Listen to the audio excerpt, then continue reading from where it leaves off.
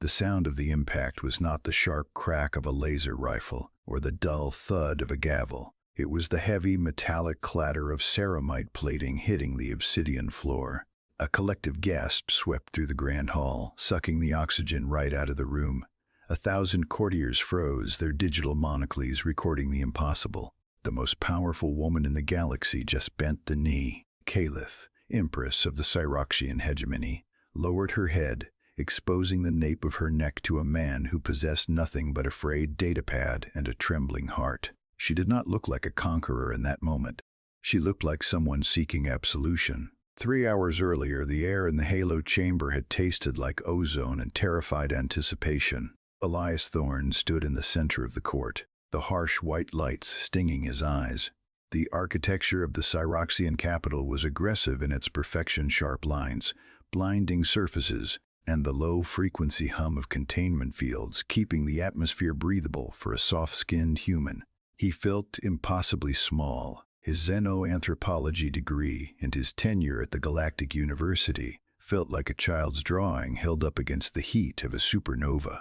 Kalith sat upon the sun throne, her face unreadable behind the shimmer of a force field veil. Her armor was a masterpiece of violence, shifting colors like oil on water, beautiful and terrifying. She dismissed the guards with a sharp flick of her wrist. The heavy blast doors sealed with a pressurized hiss, leaving them isolated in the vast brightness.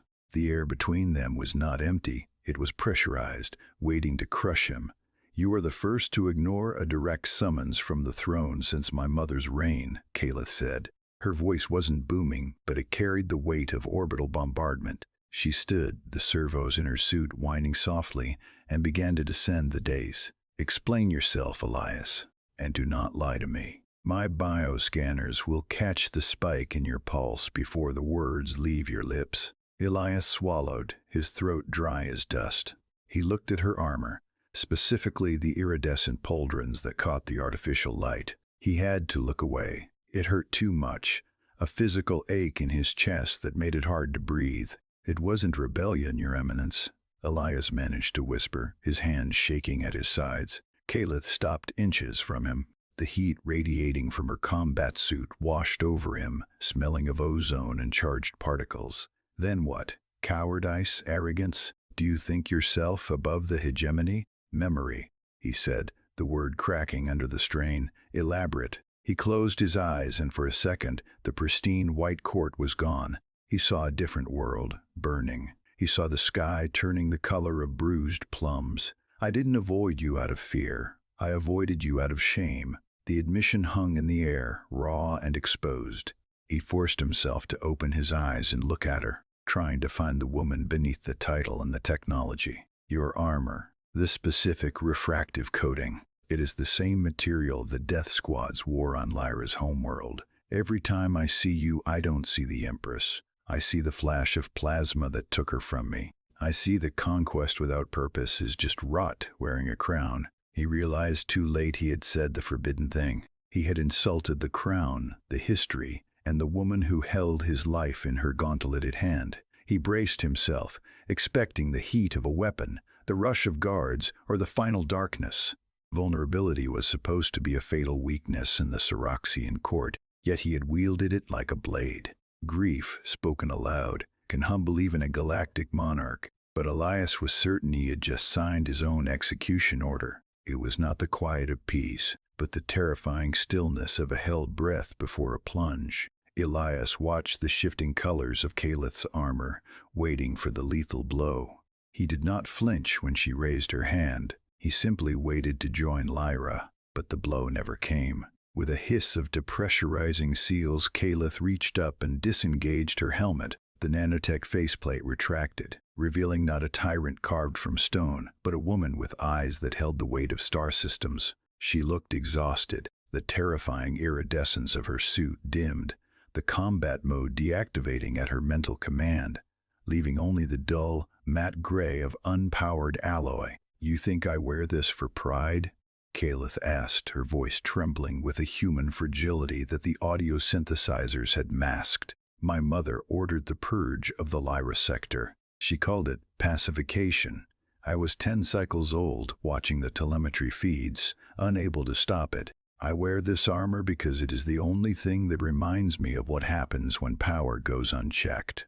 It is a penance, Elias, not a trophy. Elias felt the anger drain out of him, replaced by a sudden, disorienting clarity. The monster he had built in his mind dissolved, leaving behind a leader crushed by the machinery of her own empire. Kalith turned away from him, walking toward the massive blast doors.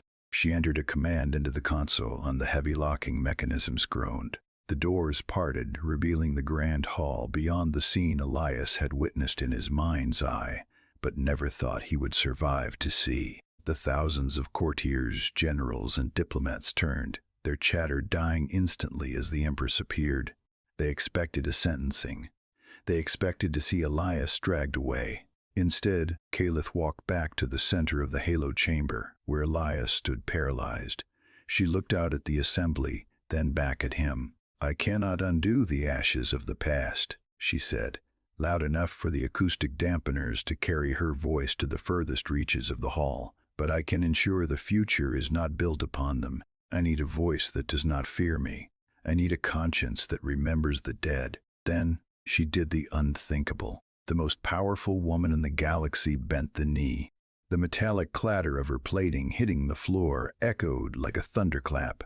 The shockwave of the gesture hit the crowd harder than any pulse cannon. Kalith, Empress of the Cyroxian hegemony, bowed her head before the xenoanthropologist. It was an act of total surrender, not to him, but to the truth he carried.